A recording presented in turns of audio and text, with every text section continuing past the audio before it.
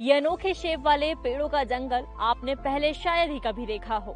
जे shape वाले ये पेड़ आर्टिफिशियल नहीं है। जानना जरूरी है कि इन पेड़ों में ऐसा क्या खास है कि ये नॉर्मल पेड़ों की तरह सीधे नहीं बल्कि जे शेप के होते हैं। ये है पोलैंड का ग्रिफिनो टाउन, जहाँ के पेड़ जमीन पर सीधे ना उगने के लिए फेमस हैं। ये जमीन से ऊपर उठते तो हैं, लेकिन फिर नॉर्थ साइड में 90 डिग्री पर मुड़ जाते हैं।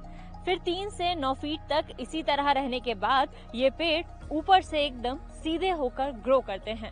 अगर आप सोच रहे हैं ऐसा 1 या 2 पेड़ों के साथ है, तो ऐसा बिल्कुल नहीं है।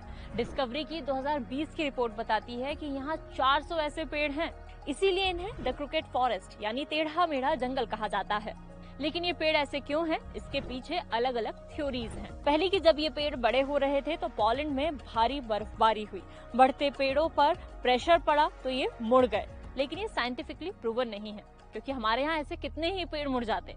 अब आते हैं दूसरी थ्योरी पर। इसके अनुसार ग्रेविटेशनल फोर्स ने पेड़ों को नॉर्थ साइड में खींच लिया, लेकिन साइंटिस्ट इसे भी नहीं मानते, क्योंकि ग्रेविटेशनल फोर्स चीजों को नीचे खींचती है, ना कि साइड में। साइंस की बात कर ली, अब आते हैं हिस्ट्री पर, क्योंकि तीसरी थ्योरी सेकेंड वर्ल्ड वॉर से जुड़ी हुई है। इसके मुताबिक मिलिट्री टैंक इन पेड़ों के ऊपर से गुजरते थे, जिससे पेड़ों के शेप को नुकसान हुआ। लेकिन अगर ऐसा होता तो पूरा जंगल बर्बाद हो जाता। सिर्फ कुछ पेड़ों का ही शेप नहीं बदलता, तो क्या इसका कोई रीजनेबल एक्सप्लेनेशन नहीं है? दरअसल पेड़ों को अलग अलग शेप और साइज में बदलना एक बिजनेस स्ट्रैटेजी है, जिसे ट्री शेपिंग कहते हैं। ये यूरोप, अमेरिका और हमारे यहाँ भारत में भी खूब पॉपुलर है। इसमें पेड़ों को अलग अलग शेप में बेंड किया जाता है, फिर लकड़ियों का यूज फर्नीचर, इंस्ट्रूमेंट, बोर्ड जैसी चीजों को बनाने में होता है। चौथी थ्योरी यही कहती है कि पोलैंड में भी बिजनेस के लिहाज से इन पेड़ों को मोड़ा गया होगा।